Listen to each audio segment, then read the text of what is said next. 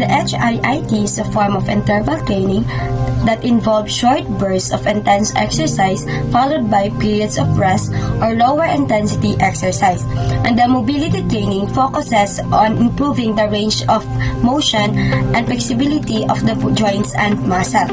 So, the combination of HIIT and the mobility training can be highly beneficial for overall fitness and performance. Here are the effects of HIIT and mobility training based on the pre-test and post-test result of our group. So first, let's have the cardiovascular endurance. The pre-test shows that most of us got average result and one person got very poor results.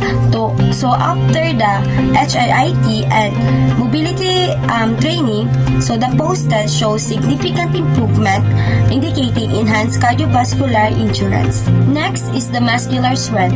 So the pre-test result we have shown that we have lower muscular strength during the exercise, which is the push-up, but in our post-test result, we have improvements in our muscular strength.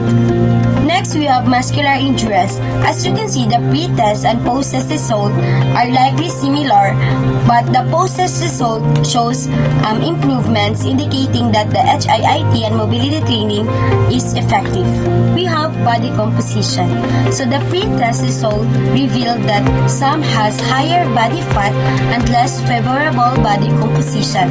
And our post-test result, all members has achieved normal body composition. And of course, it is with the help of HIIT and mobility training. Lastly, we have flexibility. The pre-test results may have indicated that we have limited joint range of motion and reduced flexibility. And our post-test results are likely to demonstrate improvements in flexibility with joint range of motion and enhanced flexibility. Overall, the HIIT and mobility training helps to improve our health components.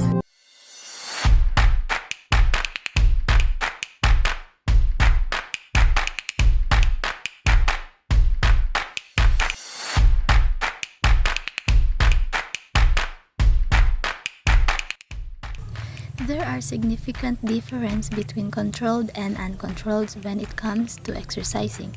These differences can have implications for the type of exercise performed and the intensity of the workout, the frequency of training, and the overall fitness level achieved.